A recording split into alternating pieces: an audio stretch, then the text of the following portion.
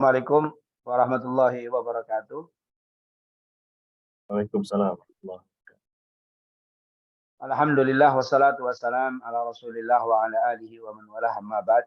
Segala puja dan puji kehadirat Allah, salawat serta salam kepada junjungan kita Nabi Muhammad sallallahu alaihi wasallam, para keluarga, sahabat, tabi'in serta seluruh umat yang selalu beristiqomah mengikuti sunnah-sunnahnya hingga yaumul qiyamah. Alhamdulillah di pagi hari ini kembali kita dapat melakukan Zoom untuk bersama-sama kembali mempelajari dan membahas syariat Rasul Shallallahu Alaihi Wasallam. Semoga apa yang kita lakukan ini mendapatkan keberkahan dan keridhaan dari Allah Subhanahu Wa Taala. Amin ya Rabbal Alamin.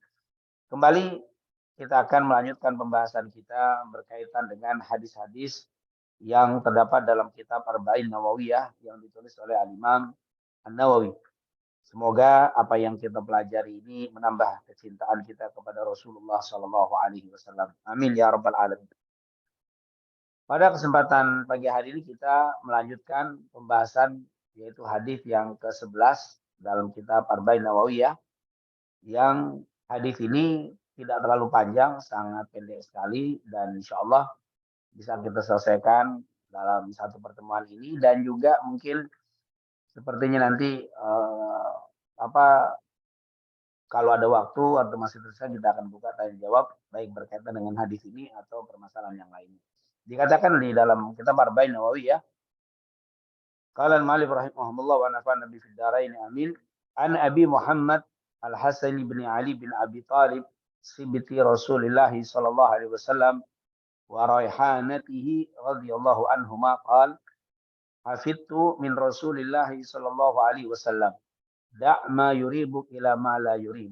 Rawahu al-Imam Tirmidzi wa qala haditsun hasanun sahih. Ini hadis merupakan hadis yang hasan yang diriwayatkan oleh al-Imam At-Tirmidzi. Artinya hadis ini cukup kuat untuk dijadikan dalil, cukup kuat untuk dijadikan pijakan di dalam permasalahan syariat Rasul sallallahu alaihi wasallam. Dikatakan an Abi Muhammad, dari ayahnya Muhammad yang bernama Hasan ibn Ali bin Abi Thalib. Sibtu Rasulillah, cucu Rasul sallallahu alaihi wasallam. Wa raihanatihi, dan kekasihnya Rasul sallallahu alaihi wasallam. Qala, beliau berkata, hafidtu min Rasulillah, aku telah hafal dari Rasulullah sallallahu alaihi wasallam, da' ma yuribuk ila ma la yurib. Tinggalkan apa yang meragukanmu dan lakukan apa yang tidak meragukanmu. Ini merupakan hadis yang akan kita bahas secara singkat. Yang pertama, an Abi Muhammad, dari ayahnya Muhammad. Nah, ini namanya kunyah. Kunyah ini memang banyak para sahabat yang menggunakannya. Jadi kunyah ini biasanya dinisbatkan kepada anak yang paling besar. Jadi Sayyidina Hasan punya anak yang paling besar namanya Muhammad. Maka beliau dipanggil dari Abu Muhammad, dari Abi Muhammad, atau dari ayahnya Muhammad. Jadi Abu Muhammad ini bukan nama, tapi ini adalah kunyah. Ketika seseorang misalkan si A, dia punya putri Fatimah misalkan, maka si A itu boleh dipanggil Abu Fatimah, yaitu bapaknya Fatimah. Ini banyak ya kita dapati di nama-nama sahabat. Rasul Shallallahu Alaihi Wasallam menggunakan kunyah-kunyah seperti itu. Kalau Nabi, kunyahnya adalah Abu Qasim. Yaitu kenapa? Karena nama anak yang terbesar laki-lakinya adalah Qasim. Maka dipanggillah Abul Qasim, bapaknya Qasim. An Abi Muhammad, dari ayahnya Muhammad. Nah, ini ada permasalahan, boleh apa tidak seseorang yang tidak punya anak, tapi dia menggunakan kunyah. Boleh. Ada juga seperti Aisyah radhiyallahu anha, istri Nabi, dia kan tidak punya anak, tapi suka dipanggil Ummu Abdillah. Jadi an Ummi Abdillah Aisyah radhiyallahu anha, dari ibunya Abdullah, Aisyah. Ini padahal Aisyah tidak punya anak, tapi suka dipanggil Ummu Abdillah. Kenapa? Karena ada Abdullah bin Zubair. Abdullah bin Zubair itu anak ponakan beliau yang sering bermain, yang sering berada di rumah Aisyah. Karena dekatnya Abdullah dengan Aisyah, maka Aisyah dipanggil Ummu Abdillah. Ini jadi diperbolehkan menggunakan kunyah walaupun dia tidak punya anak. Jadi dinisbatkan kepada nama. An Abi Muhammad, dari ayahnya Muhammad. Al Hasan ibn Ali bin Abi Thalib. Yaitu dari ayahnya Muhammad yang bernama Hasan bin Ali bin Abi Thalib. Hasan bin Ali bin Abi Thalib, sibtu Rasulullah atau sibti Rasulullah, adalah cucu dari Rasul Sallallahu Alaihi Wasallam. Hasan bin Ali ini merupakan cucunya Nabi dari Ali bin Abi Thalib dan ibundanya bernama Fatimah. Kita tahu Rasulullah kan punya anak 7. 3 laki-laki, 4 perempuan. 3 laki-laki semua meninggal di masa kanak-kanak, Qasim, Abdullah, dan Ibrahim. Sementara anak perempuannya tumbuh dewasa bahkan sampai menikah. Seperti Zainab, Ruqayyah, Ummu Kulsum, dan Fatimah. Tetapi dari Ruqayyah dan Ummu Kulsum tidak meninggalkan keturunan. Sementara dari Zainab meninggalkan dari Umamah. Perempuan 1, Umamah, dan sampai dewasa nanti nikah dengan Ali bin Abi Thalib. Sementara dari Fatimah, Rasulullah SAW punya anak dan cucu dari Fatimah ini. Fatimah nikah dengan Ali bin Abi Thalib dan punya anak yang paling besar Sayyidina Hasan. Yang kedua Sayyidina Husain, yang ketiga Zainab, yang keempat Ummu Kulsum. Ada riwayat ada satu lagi Qasim, tapi meninggal di masa kecil. Intinya Hasan adalah cucu Rasulullah SAW dari Fatimah dan Ali bin Abi Thalib. Sayyidina Hasan ini lahir pada tanggal 15 Ramadan. Sayyidina Hasan lahir pada tanggal 15 Ramadan di tahun ketiga Hijriah. Jadi dia waktu Rasul meninggal baru berusia sekitar 7 tahun. Jadi masih kecil sekali. Ini Sayyidina Hasan. Tapi beliau itu dihitung sahabat. Kenapa? Karena sempat melihat Rasul SAW. Walaupun hanya 7 tahun, tapi beliau sempat bertemu Rasulullah dan maka disebutlah Sayyidina Hasan itu sahabat dan cucu Rasul Shallallahu Alaihi Wasallam. Beliau sejarahnya sangat banyak sekali, bahkan tercatat sebagai salah satu khulafa ar-rasyidin, sebagai khulafa ar-rasyidin. Walaupun kita kadang-kadang menyebut khulafa ar-rasyidin itu hanya 4, yaitu Abu Bakar, Umar, Utsman, dan Ali radhiyallahu anhum. Tapi kadang kita lupa memasukkan Sayyidina Hasan. Karena sebenarnya Sayyidina Hasan itu termasuk khulafa ar-rasyidin. Waktu itu Rasul Shallallahu Alaihi Wasallam menyebutkan khalifahku 30 tahun. Setelah itu mamalik, setelah itu kerajaan. Itu sudah dikatakan oleh Rasul. Dan ternyata dari mulai kekhalifahan Abu Bakar As-Siddiq sampai Ali bin Abi Thalib tidak sampai atau kurang dari 30 tahun. Kecuali dimasukkan khalifah atau kekhalifahan Hasan bin Ali bin Abi Thalib. Jadi kalau kita hitung masa kekhalifahan Abu Bakar sampai kepada kekhalifahan Ali bin Abi Thalib itu 30 tahun kurang 6 bulan. Dan ternyata Sayyidina Hasan itu sempat menjadi khalifah selama 6 bulan. Maka para ulama ahli sejarah mengatakan sebenarnya Sayyidina Hasan itu tergolong dari khalifah ar-Rasyidin, khalifah Rasul Shallallahu Alaihi Wasallam. Karena sudah dikatakan khalifahku 30 tahun. Kalau Sayyidina Hasan tidak dimasukkan, maka 30 tahun kurang 6 bulan. Sejarah telah mencatat Sayyidina Hasan itu sempat menjadi khalifah selama 6 bulan. Walaupun tidak sampai setahun. Tapi tetap dia adalah khalifah. Seperti yang kita tahu, misalkan di sebuah negara, ada seorang raja atau seorang presiden menjadi pimpinan negara baru sebulan, kemudian meninggal misalkan, atau digantikan, maka tetap saja akan tercatat si fulan itu presiden negara tersebut, walaupun hanya sebulan. Apalagi Sayyidina Hasan, bukan sebulan tapi 6 bulan sempat menjadi khalifah. Maka beliau termasuk khulafa ar-rasyidin. Jadi khulafa ar-rasyidin itu kata para ulama adalah Abu Bakar, Umar, Utsman, Ali, dan Hasan radhiyallahu anhum. Sayyidina Hasan ini menyerahkan kekhalifaannya. Waktu itu dia sudah menjadi khalifah, diangkat oleh kaum muslimin. Tapi melihat kondisi keamanan dan rawan terjadi perang dengan Muawiyah, maka Sayyidina Hasan menyerahkan kekhalifahan kepada Muawiyah bin Abi Sufyan ibn Harb. Diserahkan kepada Muawiyah untuk menghindarkan terjadinya peperangan. Maka sejak diserahkannya kekhalifahan kepada Muawiyah, maka saat itu Sayyidina Hasan tidak lagi menjadi khalifah. Dan Sayyidina Hasan pun sudah memberikan wasiat, pesan kepada Muawiyah. Apabila Muawiyah meninggal, kekhalifahan itu akan diambil kembali oleh beliau. Tapi kalau Sayyidina Hasan lebih dulu yang meninggal, maka dia pesan kepada Muawiyah, khalifah itu hendaknya diserahkan kembali kepada kaum muslimin seperti masa-masa sebelumnya, yaitu masa Abu Bakar, Umar, dan Utsman serta Ali bin Abi Thalib.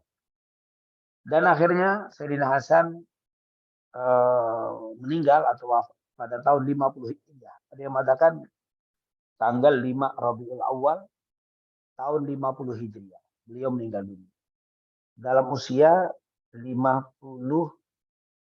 tahun, 57 tahun. Nah, dia 50 Hijriah karena beliau meninggal 50 Hijriah sementara dia lahir itu tahun ketiga Hijriah. Nah, itu berarti sangat muda sekali beliau meninggal dunia. Dan sempat menikah sebanyak 9 kali. Dalam riwayat 9 kali, ada yang riwayat mengatakan lebih. Dan memiliki anak sebanyak 15 putra dan putri. Kebanyakan putra yaitu 15 anak. Itulah Sayyidina Hasan. Dan Sayyidina Hasan ini adalah sibti Rasulillah atau cucu Rasul. Jadi memang di dalam bahasa Arab ada disebut sibtun, ada disebut hafidun. Sibtun itu sebutan cucu dari anak perempuan. Tapi kalau hafid atau hafidun adalah cucu dari anak laki. Maka disebut kalau kita baca definisinya sibtun ibnul bin. Kalau hafid ibnul ibn. Sibtun itu adalah cucu dari anak perempuan. Nah, maka disebut di sini an Abi Muhammad Al-Hasan bin Ali bin Abi Thalib sibti Rasulillah. Sibti, cucu dari anak perempuan. Karena beliau anaknya Rasul adalah Fatimah. Maka disebutlah sibtu Rasulillah. Waraihanati, kalau dari cucu laki disebutnya hafid. Jadi kalau kita punya cucu dari anak laki kita, maka kita sebut hafid. Ini adalah hafid saya. Hafid itu artinya cucu dari anak laki saya. Kalau kita bilang sibut atau sibtun atau sibti, ini adalah cucu saya dari anak perempuan. Maka di sini disebutkan sibti Rasulullah sallallahu alaihi wasallam wa raihanati. Raihanah itu adalah kekasihnya. Karena memang Sayyidina Hasan ini sangat-sangat dicintai Rasul sallallahu alaihi wasallam. Bahkan Nabi pernah berdoa, dikatakan innallaha ahabba rajulan man ahabba Husaina atau Hasanan. Sesungguhnya Allah Subhanahu wa taala mencintai orang yang mencintai Sayyidina Hasan atau Sayyidina Husain.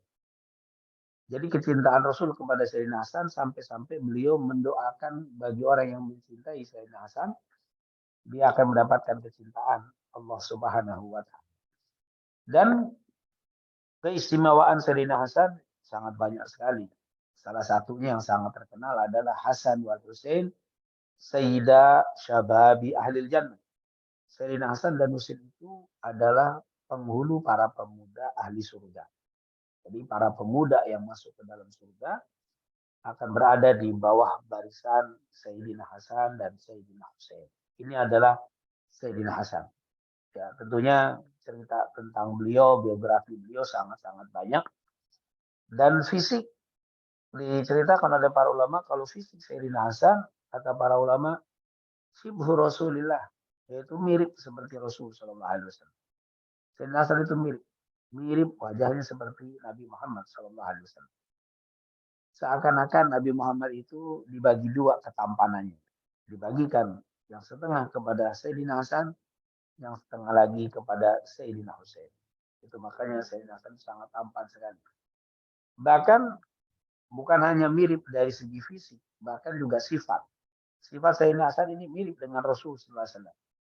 Gaya berbicaranya, ketawaduannya, kecerdasannya sangat luar biasa. Sayyidina Hasan ini orang yang mirip Rasulullah dari segi fisik dan juga dari segi sifat. Dan sekali lagi beliau meninggal pada bulan Rabiul Awal tanggal 5 tahun 50 Hijriah. Beliau berkata, hafidtu min Rasulillah. Dalam hadis ini beliau mengatakan, hafidtu min Rasulillah. Saya telah hafal dari Nabi Muhammad sallallahu alaihi wasallam. Hafidtu min Rasulillah, saya telah hafal dari Nabi. Dikatakan hafidtu, saya telah hafal. Kenapa kok tidak dikatakan qala Rasulullah, tapi dengan kalimat hafidtu, saya telah menghafal. Karena Sayyidina Hasan itu waktu mendengar hadis-hadis dari Rasul, beliau masih usia kanak-kanak. Karena sudah kita katakan tadi Sayyidina Hasan itu lahir tahun 3 Hijriah. Dan Rasulullah meninggal di tahun ke-10 memasuki tahun ke-11 Hijriah.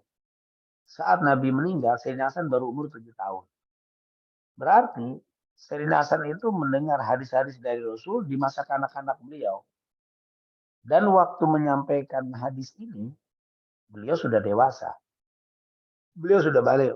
Berarti antara pendengaran hadis atau saat menerima hadis dengan menyampaikan hadis itu berjarak panjang. Berjarak lama waktunya. Mendengarnya mungkin boleh jadi umur 7 tahun, umur 6 tahun, mungkin umur 5 tahun. Karena waktu Rasul meninggal saja baru umur 7 tahun. Taruhlah dia meninggal di umur 7 tahun. Waktu menyampaikan hadis ini, beliau bukan usia 7 tahun, nunggu balik. Karena para ulama telah sepakat, hadis dipelajari kapan saja boleh. Di masa kanak-kanak belajar hadis boleh. Tapi untuk menyampaikan hadis tadi sehingga dijadikan dalil yang dipegang oleh para pendengar, tidak boleh kecuali sudah balik. Jadi seseorang itu tidak bisa menyampaikan hadis dan menjadi pegangan untuk diamalkan kecuali saat menyampaikannya sudah balik. Maka antara mendapatkan hadis atau mendengar hadis dengan menyampaikan hadis ini jaraknya agak panjang. Jaraknya agak lama. Maka beliau mengatakan hafidtu. Saya telah hafal. Kenapa? Berarti waktu mendengarnya itu jauh dan menyampaikannya sekarang. Mendengarnya itu dulu waktu umur dia 6 tahun, 7 tahun. Dan menyampaikan sudah dewasa. Maka wajar bila dikatakan hafidtu. Aku telah hafal. Dan berbicara tentang hafalan para sahabat, ini tentunya Allah Subhanahu wa taala sudah memilih generasi yang terbaik untuk mendampingi Nabi Muhammad sallallahu alaihi wasallam.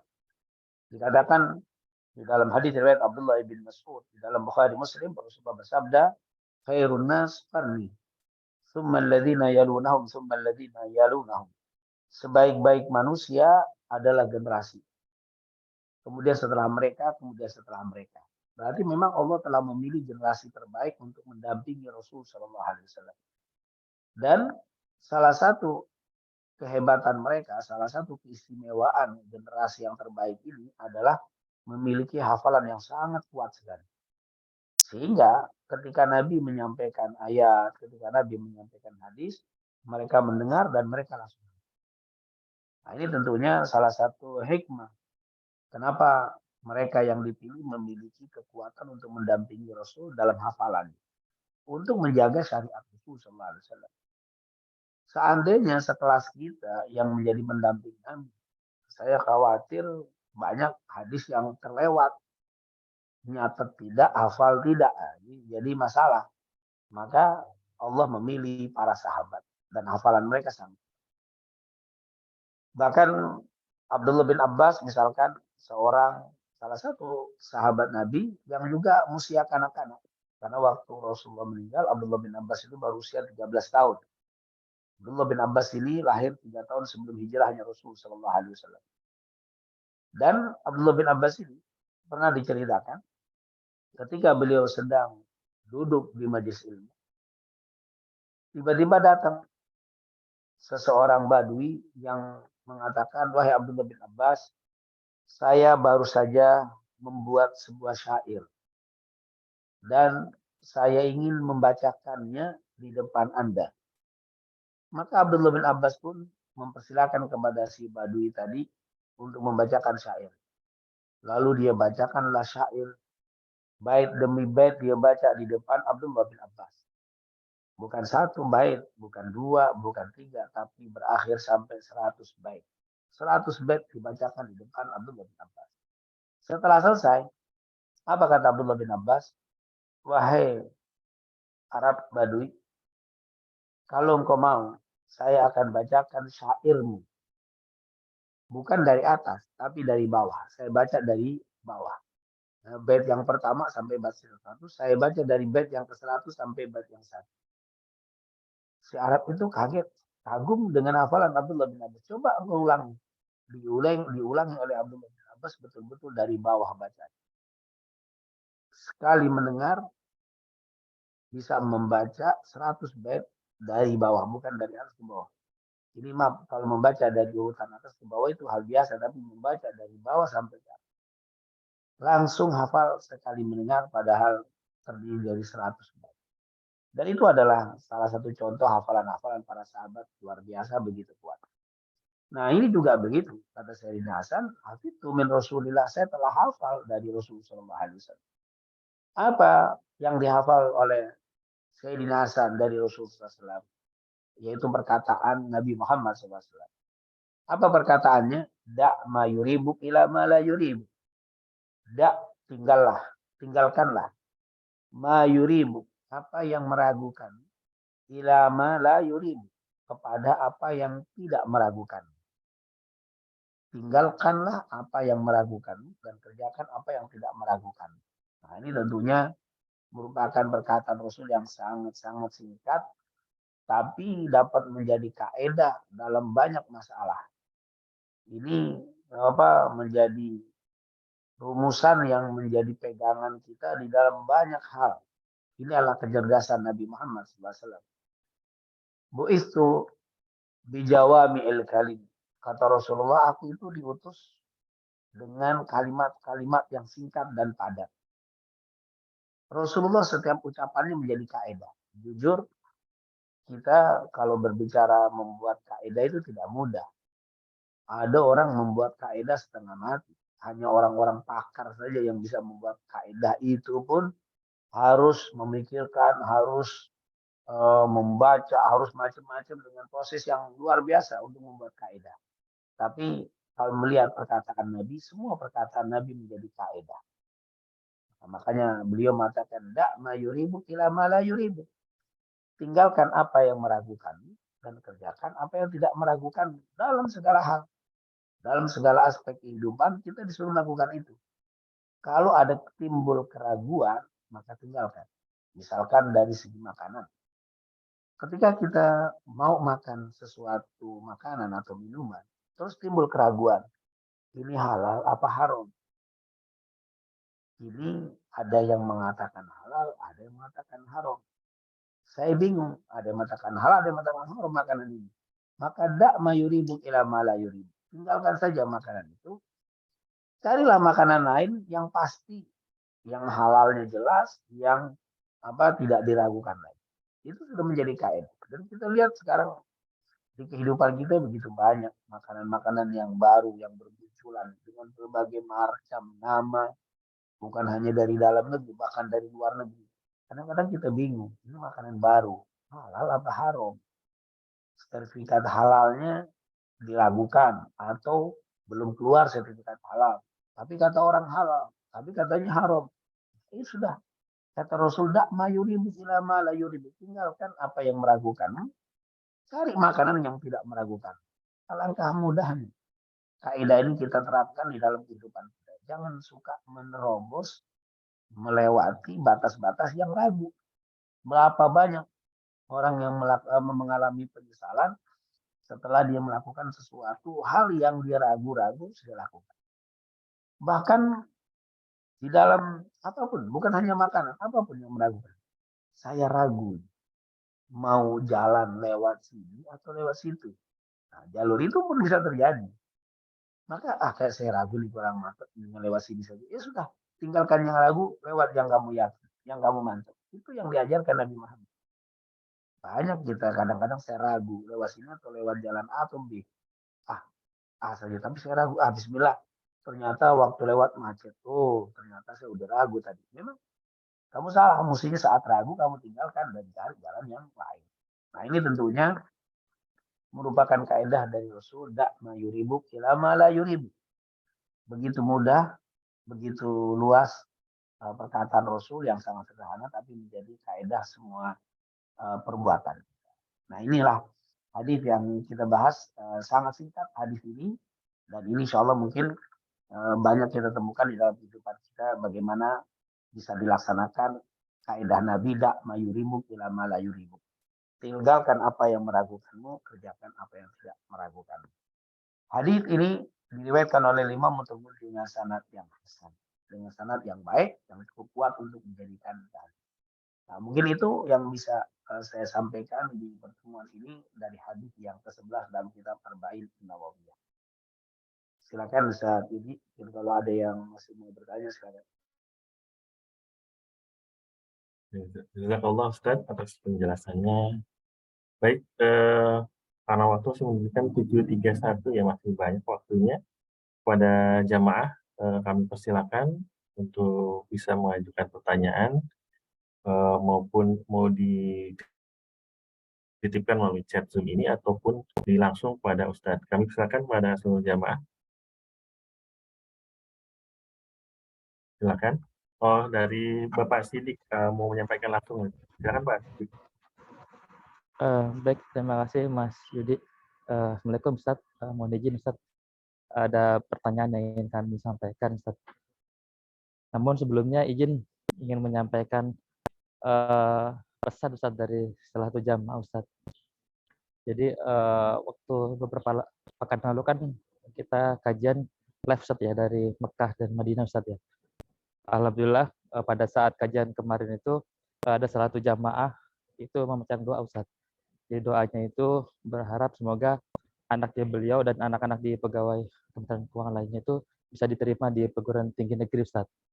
Dan alhamdulillah saat ini diterima di salah satu perguruan tinggi negeri di Indonesia dan ingin menyampaikan terima kasih pada Ustaz telah memfasilitasi ya kajian kemarin di live langsung dari Mekah dan Madinah. Mungkin Ustaz yang pertama Ustaz. Kemudian yang kedua Ustaz izin menyampaikan pertanyaan. Tadi disampaikan contoh-contoh hal-hal yang meragukan Ustaz.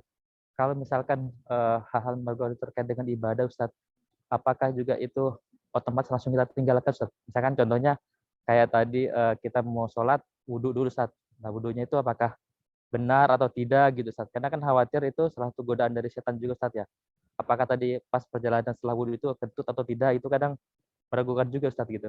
Apakah juga itu berlaku Ustaz untuk hal-hal yang ibadah Ustaz? Mungkin itu pertanyaan dari saya Ustaz. Terima kasih Ustaz. Alhamdulillah, sama-sama Ustaz Sidik. Alhamdulillah, insya Allah semua doa-doa kita yang kita panjatkan dikabulkan oleh Allah Subhanahu Wa Taala. Dan berkaitan dengan dalam bab wudhu misalkan sama. Ketika kita sudah wudhu, terus kita bergerak atau kita pergi, kemudian ketika kita masuk ke masjid atau datang waktu sholat kita ragu. Tadi batal apa tidak batal? Ragu. Maka ada mayuribu ila malayuribu. Artinya apa? Dia ada masuk ke dalam kaidah fikih, yaitu yang mengatakan al-yaqinu la yuzalu bisyak. Al-yaqinu la yuzalu bisyak. Keyakinan tidak bisa dihilangkan karena keraguan-raguan. Itu kalau kaidah hukum fikih di dalam bahasa agama, kembali ke asalnya. Asalnya kan sudah wudhu, iya. Terus timbul keraguan, iya. Ragunya apa batal apa tidak? Ya dari mana batalnya? Mungkin saya kentut, tapi belum ketahuan kentut apa enggak. Kita pikir-pikir belum ketahuan, belum tahu kentutnya. Maka ketika tidak diketahui dan masih diragukan kebatalannya, maka kembali ke dasarnya. Apa? Karena aslinya berwudu, ragu batal apa tidak, maka kembali ke asal, yaitu kembali ke wudu. Jadi artinya berarti Anda sudah berwudu tanpa berwudu lagi. Jadi Kalau kita sudah yakin wudhu sudah, tapi apakah sudah batal apa belum? Katanya kembalilah kepada dasarnya. Jangan ikuti keraguan-raguan, tinggalkan keraguan, ambil dasarnya. Aslinya saya sudah berwudhu, saya sudah suci, maka Anda tetap bersuci atau Anda tetap dalam keadaan bersuci. Keraguan-raguan tadi tinggalkan. Keraguan-raguan tadi tinggalkan. Kenapa? Karena masih ragu-ragu, belum jelas batal apa tidak, tentu apa tidak, masih ragu. Sudah. Ambil kembali ke dasar dak mayuribu ila mayuribu. Tinggalkan yang meragukan, kerjakan apa yang tidak meragukan. Kalau tidak ragukan, tidak ragunya saya sudah wudhu. Sudah wudhu saya nggak ragu, karena tadi sudah wudhu betul. Terus timbul ragu, batal apa tidak batal? Tinggalkan yang meragukan. Tinggalkan keraguan batal tidak batal. Ambil ke yang tidak ragu, bahwa saya sudah wudhu. Itu adalah dak mayuribu ila mayuribu. Tinggalkan yang meragukan, ambil yang tidak meragukan. Saya sudah wudhu, tapi saya ragu, batal apa tidak batal. Tinggalkan yang batal tidak batal, karena itu meragukan. Ambil yang tidak meragukan, yaitu apa? Sudah berwudhu. Nah, berbeda dengan kasus begini. Saya ini sudah wudhu apa belum wudhu? Ini beda. Kalau yang tadi kan saya yakin sudah wudhu. Tapi saya batal apa belum batal? Itu kan beda. Kalau yang tadi, yang kasus kedua, saya ini sudah wudhu apa belum? Maka belum. Karena Anda tidak ada sesuatu yang mantap. Ragunya wudhu apa sudah wudhu? Sudah wudhu apa belum wudhu? Berarti tinggalkan. Artinya belum wudhu. Wudhu lagi. Kenapa? Karena Anda ragu sudah wudhu apa belum wudhu. Kalau yang kasus disampaikan tadi, yakin sudah wudhu. Tapi ragu. Batal apa tidak batal? Tinggalkan yang meragukan. Yaitu batal atau tidak batal. Ambil yang tidak meragukan. Yaitu sudah betul. Wallahu a'lam bishawab. Jazakallah Ustaz. Jazakallah Ustaz atas jawabannya Ustaz. Masih ada Pak Sidik? Mau ditanyakan? Alhamdulillah udah cukup Mas Yudi. Terima kasih Mas. Baik, Ustaz, ada satu lagi pertanyaan, Ustaz, titipan dari Ibu Neni, Pak. Ustadz Afwan, saya mau bertanya tentang fikih.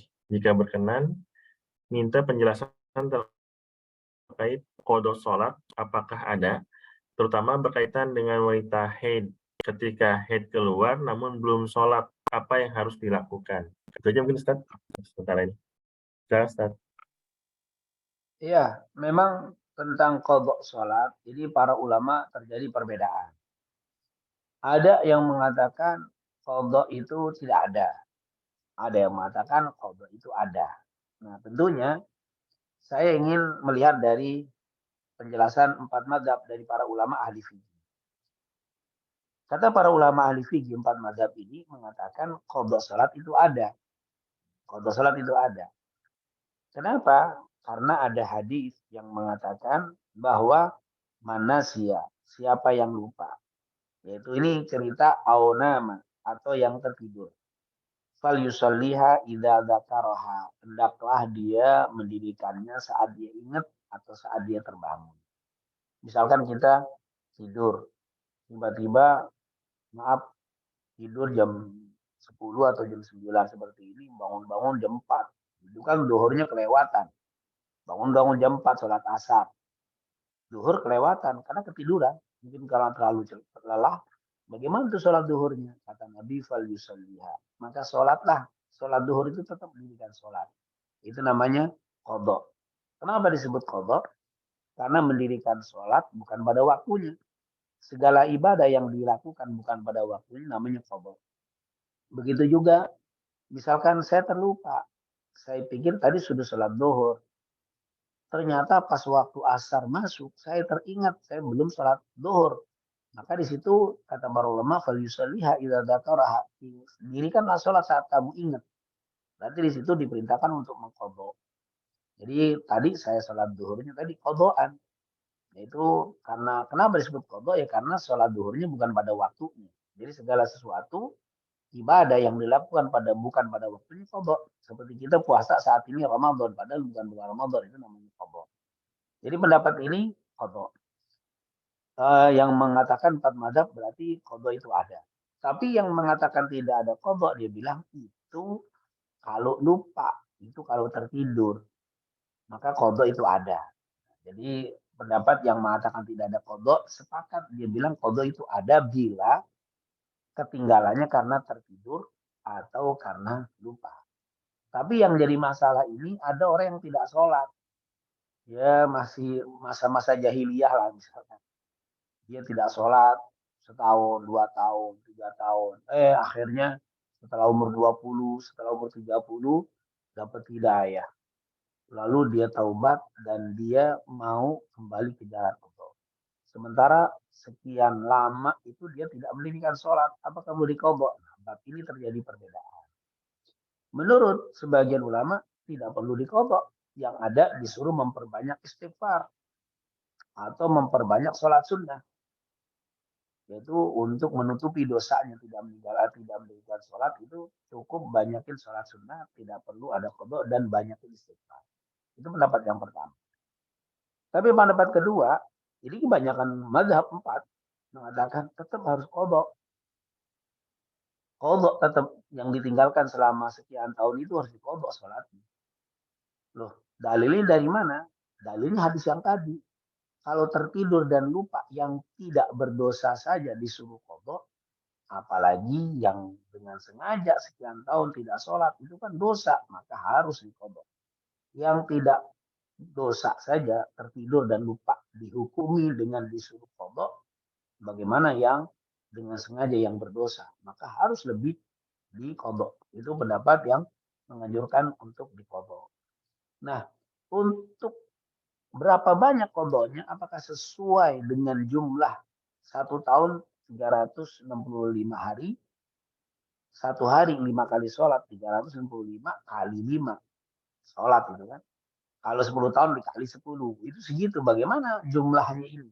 Apakah harus pas mengqadha seperti itu? Maka sebagian ulama seperti mazhab Syafi'i harus pas jumlahnya segitu. Jumlahnya segitu. Dikerjakan terus. Tapi nanti kalau dia meninggal belum terlunasi, insya Allah Allah berikan ampunan karena dia sudah berusaha untuk menutupi kekurangan yang pernah dia tinggalkan.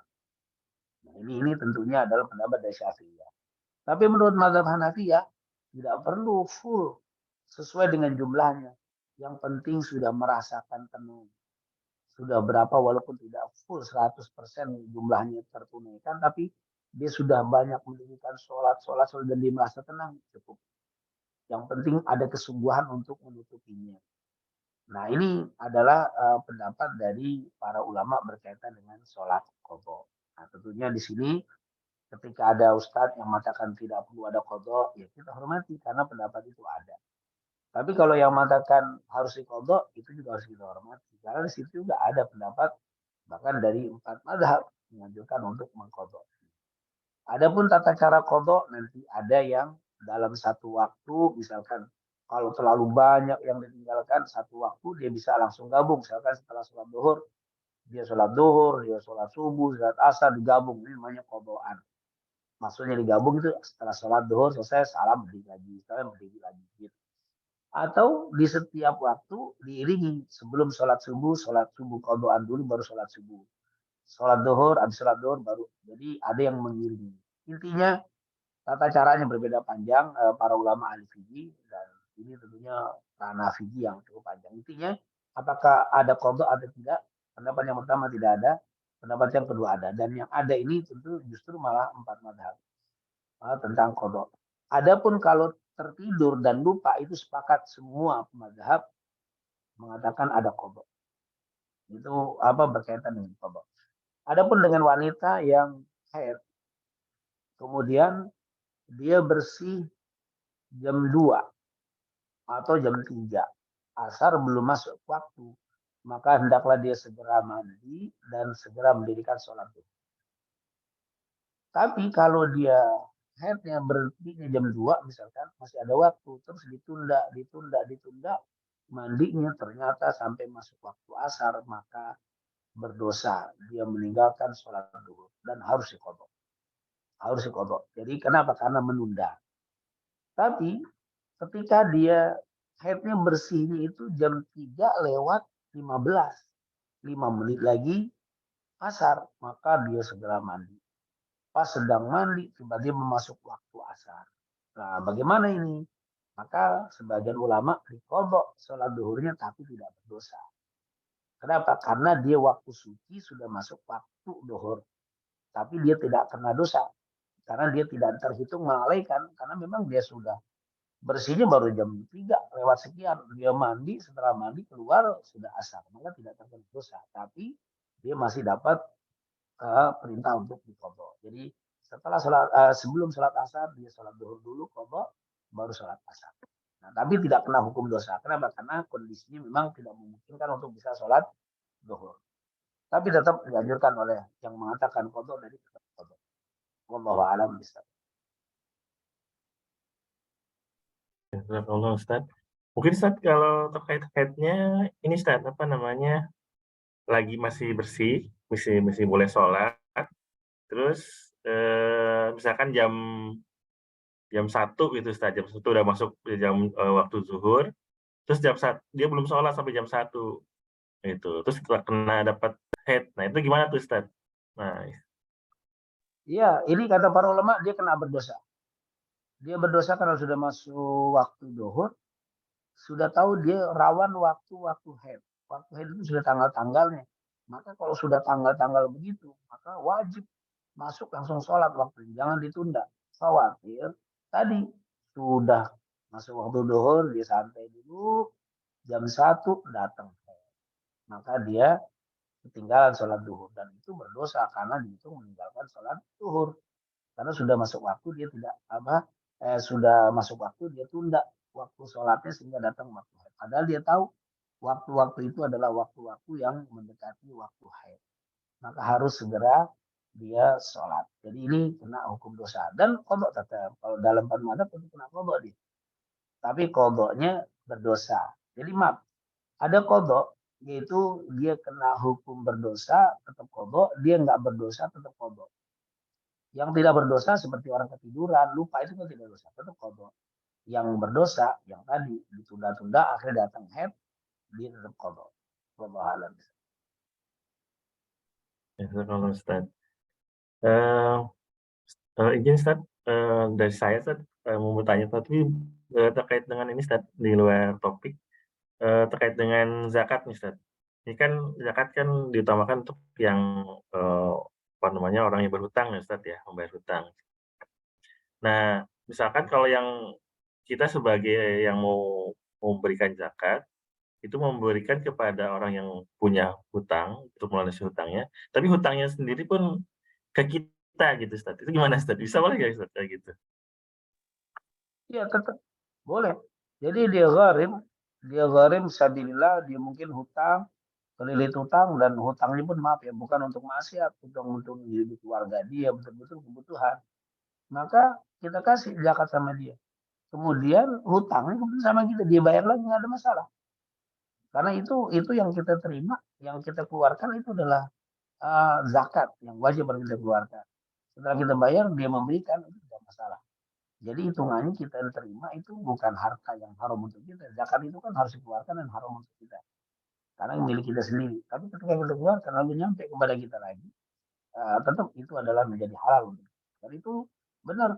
Ketika orang yang punya gharim itu lebih baik kita berikan zakat kepada mereka. Karena memang wal gharimina itu memang kena salah satu yang mendapatkan hak zakat. Dan sekali lagi yang dapat zakat yang punya utang segera membayar, jangan ditunda lagi dan dibayar betul kepada kita sendiri tetap diperbolehkan. Allah alam bisa. Ya, Ustaz. Wih, harus ini Ustaz ya, apa namanya, harus sepengetahuan yang punya hutang itu Ustaz ya? Maaf Ustaz, suaranya hilang Ustaz. Kalau memang kita nggak keluarkan begitu, jangan. Kalau bisa, kalau memang nggak dikeluarkan harus kasih tahu Pak, saya ini ada zakat yang harus saya berikan kepada Bapak sekian juta. Tapi Bapak kan punya utang sama saya sekian juta. Maka zakat itu untuk bayar utang Bapak dan Bapak sudah nggak punya utang. Iya, harus dikasih tahu. Harus dikasih tahu kepada dia sehingga dia tahu bahwa zakat utang sudah dibayar dan itu beres. Dan itu bisa harus dikasih tahu. Jangan diem-diem nggak dikasih tahu. Kalau nggak diem-diem tidak dikasih tahu nanti dia akan berpikiran lagi kesian masih merasa punya utang. Allah alam. Baik, jazakallah Ustaz. Ini baik kepada seluruh jamaah, bila masih ada pertanyaan, waktu masih menunjukkan 7.49, masih banyak. Kira-kira mau ditanyakan, silakan. Mau langsung tanyakan pada Ustadz di Zoom ini atau dititipkan kepada kami untuk dibacakan di chat. Silakan, para jamaah. Baik, sepertinya sudah tidak ada lagi pertanyaan Ustadz dari jamaah. Mungkin bisa kita tutup kajian ini. Silakan, ada Ustadz. Assalamualaikum warahmatullahi wabarakatuh. Waalaikumsalam warahmatullahi wabarakatuh. Mohon maaf ini pertanyaannya mungkin agak keluar dari topik Ustaz, terkait zakat mal Ustaz. Itu kalau misalnya kita sudah punya rumah tinggal yang pertama misalnya Ustaz, terus kemudian alhamdulillah ada rezeki, terus kita ada rumah tinggal yang kedua itu, yang rumah kedua itu termasuk harta mal yang wajib kita zakati setiap tahunnya atau bagaimana Ustaz? Mohon pencerahan Ustaz. Terima kasih. Assalamualaikum warahmatullahi wabarakatuh. Waalaikumsalam warahmatullahi wabarakatuh. Iya, Pak Ihsan, ketika kita punya rumah yang kita gunakan satu, tapi satu rumah lagi kosong, nganggur, maka itu nanti kena zakat. Maka lebih baik supaya tidak kena zakatnya besar, kontrakan saja. Nah, ketika dikontrakan, maka yang dikeluarkan zakatnya hasil dari kontrakan. Tapi kalau tidak dikontrakan, nanti kena zakat dari rumahnya. Makanya menjadi besar. Lebih baik dimanfaatkan atau mungkin ada saudara kita mungkin yang kurang mampu belum punya rumah, pakai dulu sebelum kita jual. Nanti saya jual tapi kamu pakai dulu. Itu juga nggak kena zakat karena dia dipakai, digunakan. Tapi kalau disimpan saja untuk ya invest, karena sudah ada yang satu lagi nggak dipakai, sudahlah biarin nanti nunggu dijual, nunggu tanah naik dan sebagainya, maka itu kena zakat setiap tahun. Tapi kalau dikontrakan atau digunakan tidak kena. Wallahu a'lam bishawab. Mungkin itu Pak.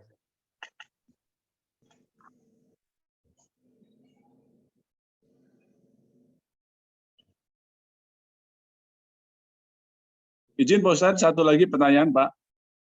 Mas Ada. Ya, mohon izin Mas Yudi nih. Saya dari Bandung. Ya, mari silakan, mari langsung. Assalamualaikum Pak Ustadz. Jadi pertanyaan saya itu adalah menyangkut zakat mal tadi itu, sama dengan tadi Pak Iksan yang pertama ya. Jadi kalau nih selama aktif nih kita misalnya menabung nih Pak Ustadz. Nah kemudian ketika aktif itu tabungan kita memang kita misalnya sudah disiplin dijakati 2,5% atau bahkan mungkin ada sedekah gitu ya. Jadi sudah dijakati gitu ketika aktif. Tapi sebetulnya tabungan itu memang kita tujukan atau kita niatkan nantinya misalnya untuk pensiun itu kan kita tahu pensiunnya itu kan kita kecil nih Pak Ustadz. Sehingga nanti mungkin nggak begitu memadai ya untuk menopang kehidupan ketika pensiun.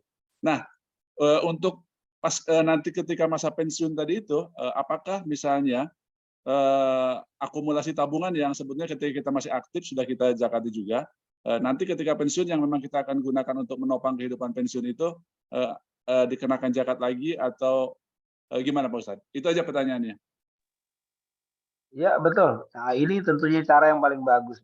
Jadi supaya kita nggak pusing di akhirnya nanti diakumulasi juga kelihatan besar, maka setiap kita nabung misalkan 1 bulan kita nabung 1 juta misalkan, lalu kita keluarkan dulu 2,5% untuk zakat masuk, itu aman sudah. Nanti sudah kumpul sebenarnya itu uang sudah dizakatkan semua. Itu sudah di luar dari penghasilan ya kan, penghasilan kita mungkin sudah mengeluarkan nih uang tabungan tersisi setiap bulan 1 juta. Sepotong saya 2,5% dari 1 juta saya keluarkan, terus saya tabung. Maka nanti kalau sudah terkumpul, terbebas sudah tidak ada lagi zakat. Karena uang itu sebenarnya sudah dizakati di awal. Karena memang para ulama sepakat zakat itu harus dikeluarkan sebelum waktunya berakhir. Artinya waktu 1 tahun, 1 haul. Tapi diperbolehkan untuk mengeluarkan sebelum 1 haul. Kata ulama diperbolehkan mengeluarkan sebelum waktunya untuk zakat, tapi yang dilarang setelah lewat dari waktunya.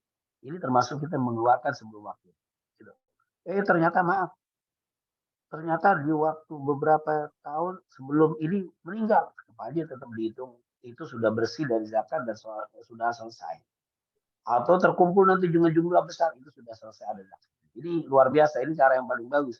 Kita potong daripada nanti di akhir diakumulasi menjadi besar, jadi akan jadi berat. Ya. Lebih baik dari awal dipotong, setiap nabung dipotong 21%. Nah, ini luar biasa cara yang bagus sekali. Pak Ade, Masya Allah. Terima kasih Pak Ustadz. Sama. Assalamualaikum warahmatullahi wabarakatuh.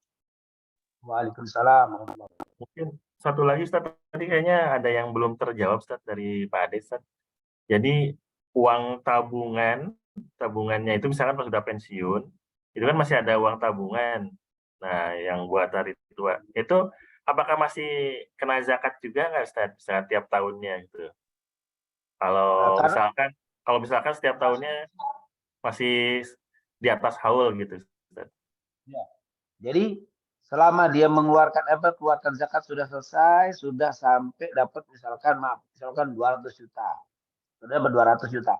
Saat awal pertama dapat 200 juta atau dapat selesai, nggak ada zakat. Kemudian tahun berikutnya ternyata masih ada 150 juta. Maka itu namanya sudah kena haul dan nisab. Tapi tahun berikutnya, yaitu maka dia dapat kena zakat di tahun berikutnya. Tapi tahun berikutnya ternyata di bawah dari nisab 85 gram emas. Tapi kalau masih jumlah besar, setahun berikutnya kena zakat tahunan. Jadi bukan zakat hasil, tapi zakat tahunan. Wallahu a'lam bishawab. Jazakallah Ustaz. Wah, Ustaz nih ada titipan 2 pertanyaan lagi Ustaz. Boleh Ustaz? Maaf suaranya hilang Ustaz. Silakan, nggak apa-apa, digabung aja. Ya baik Ustaz. Ini dari Pak Ahmad Rifai Febriantono. Mohon izin Ustaz terkait mengakhirkan Isya karena ada kajian, teknisnya bagaimana? Bagaimana jika kajian dilakukan di masjid? Terus satu lagi dari Ibu Siti Padlah. Assalamualaikum Ustadz, gimana kalau tabungan emas? Apakah tiap tahun harus dizakatkan? Terima kasih. Itu aja Ustadz, silakan Ustadz. Maaf, yang Gimana Ustadz? Putus Ustadz. Suaranya hilang Ustadz. yang pertama saya dengar jawabannya apa, pertanyaan yang kedua apa? Yang kedua terkait dengan tabungan emas Ustadz. Apakah mau dizakatkan juga? Iya, yang pertama untuk kita kajian di masjid, tiba-tiba datang waktu adzan Isya. Maka yang bagus diakhirkan Isya'nya. Bagaimana caranya? Adzan lebih dulu, kajian dihentikan sebentar, adzan, setelah adzan lanjutkan lagi. Sampai selesai langsung qomat, baru kita sholat Isya. Itu lebih bagus. Dibanding kita adzan dulu, lalu kita sholat dulu, nah ini justru kalau Isya itu diakhirkan lebih bagus. Jadi teknisnya, saat suara adzan dikumandangkan, silakan di masjid kita pun adzan Isya. Untuk supaya mungkin ibu-ibu yang di luar sana bisa sholat setelah mendengar suara adzan kita. Setelah itu berhenti adzannya, kita jawab adzan, setelah itu lanjutkan lagi. Nah, nanti qomatnya saat kita sudah selesai, kita qomat langsung sholat Isya. Itu adalah apa? Teknis untuk mengakhirkan sholat Isya ketika kajian di masjid. Jadi jangan tidak adzan, karena ada di luar sana orang yang menunggu adzan, menunggu waktu Isya. Dan juga supaya juga biar jamaah juga mendengarkan adzan. Kalau kita adzan di luar terus kita berjalan terus, taklim ini akan tidak kena hadis bahwa idza sami'tumul mu'adzin faqulu mithla ma yaqul. Jadi diperintahkan untuk menjawab mu'adzin. Jadi kita berhenti adzan di masjid kita, setelah itu taklim lanjutkan, kemudian sholat qomat sholat Isya. Itu adalah yang pertama. Untuk emas, tentunya ini ada zakat. Emas ini yang simpanan, emas yang disimpan setiap tahunnya kena zakat. Bila sudah memasuki 85 gram emas. Kalau sudah kena kadarnya 85 gram, maka dikenakan zakat 2,5% setiap tahun. Wallahu a'lam bishawab. Jazakallah Ustadz atas penjelasannya. Mungkin karena sudah tidak ada lagi pertanyaan Ustadz, dan waktu sudah menunjukkan pukul 7.59. Mungkin bisa kita tutup Ustadz ya. Baik, sebelum ditutup, kami mohon maaf kepada seluruh jamaah atas kekurangan yang telah kami lakukan. Dan kami mohon kepada Ustadz Abdul Mazhab sebelum tutup untuk dapat memandu kami dalam berdoa. Silakan Ustaz. Baik, Allahumma salli ala sayyidina Muhammad wa ala ali sayyidina Muhammad. Allahumma inna nas'aluka ilman nafi'an wa rizqan thayyiban wa amalan salihan. Allahumma inna na'udzubika min ilmin la yanfa' wa min qalbin la yakhsha wa min nafsin la tashba' wa min du'a'in la yusma' bi rahmatika ya arhamar rahimin. Rabbana atina fid dunya hasanah wa fil akhirati hasanah wa qina adzaban nar. Wa sallallahu ala sayyidina Muhammadin wa ala alihi washabihi wasallam. Walhamdulillahi rabbil alamin. Alhamdulillahirabbil alamin. Allah Ustaz atas waktunya Ustaz. Mungkin izin kepada Ustaz dan seluruh jamaah, kajian ini kami tutup. Terima kasih. Assalamualaikum warahmatullahi wabarakatuh. Waalaikumsalam. Waalaikumsalam. Warahmatullahi wabarakatuh. Jazakallah.